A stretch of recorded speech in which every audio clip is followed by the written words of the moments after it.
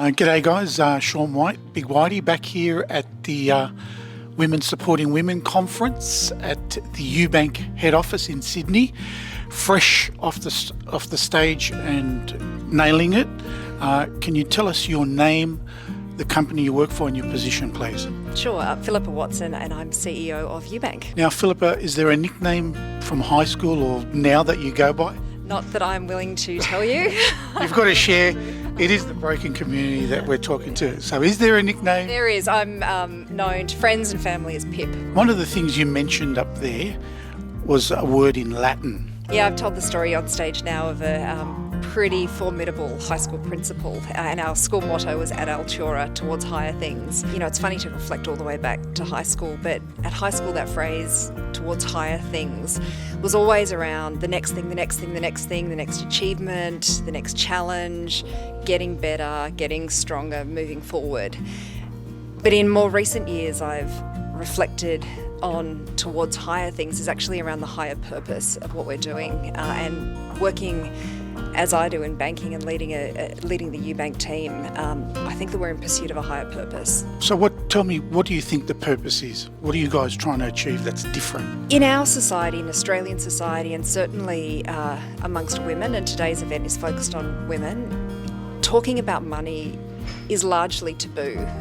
Women in particular will talk about all manner of really sensitive, delicate topics, but we won't talk about money at all. And part of what we're trying to do in Ubank is engage the younger generation in actually building the financial skills, the financial knowledge and the financial habits to help them get ahead in life and achieve their goals. Money can sometimes be quite boring, and we're trying to make it more interesting so that it engages people. Now, do you have any children? I have 2 kids, 2 boys. What are you trying to instill with the way they're thinking? With my children, it's all about effort and teaching them that the effort they put into something determines the outcome for them. I'm not in the business of providing my kids with absolutely every need. What are a few things that you love about what you do? We have a very young workforce. Our technology teams, our customer services teams, they're in their 20s. They listen to music that's different to what I listen to. Their tattoos are really cool. I love our workforce. They're really passionate. I love the combination of customer service and technology and looking to find, let's face it,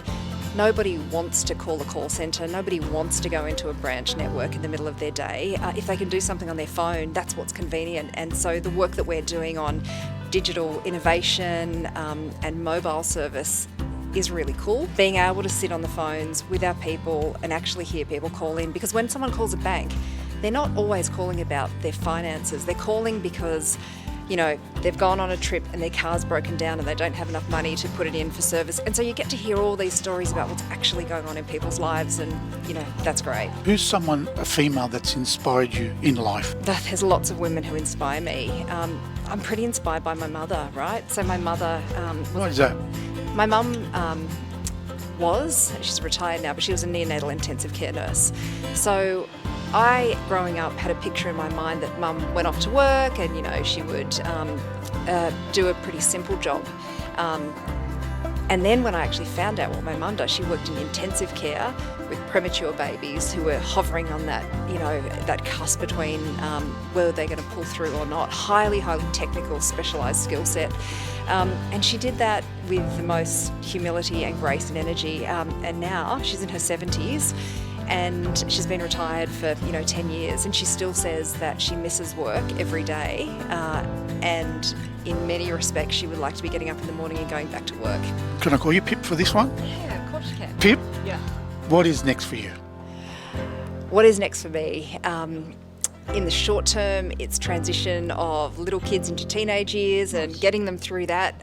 And personally, I've got some really big personal fitness goals for the next 12 months. They're the same fitness goals that I've had for the past 5 years, but it might be the next 12 months might be the time to actually do it. Well, look, first of all, I just want to say thank you.